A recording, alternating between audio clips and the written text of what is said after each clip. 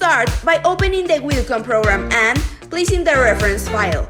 We have already prepared this file in CorelDRAW. Select the tatami thread.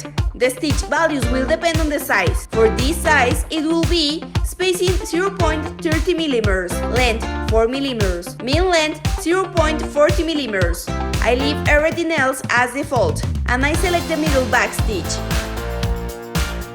If you don't have the font you need, just download it from some website. Install it and don't forget to close and reopen Wilcom. Then type whatever you want.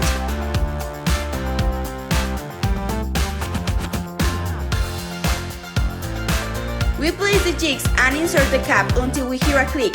If you want to know how to hoop a cap step by step, watch our How to Hoop a Hat video on our YouTube channel. On our touch screen, we select the design that has already been exported. Select the color, the frame, and press the Start button. We start with embroidery. We use the two heads at once to save time. We use the white thread on the blue cap and the black thread on the red cap for a better contrast.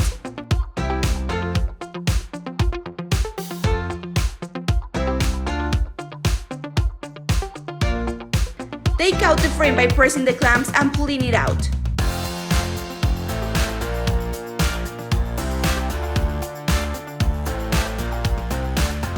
Open up the locking band and remove the cap, and do some finishing touches, with a lighter if needed. And this is the final product.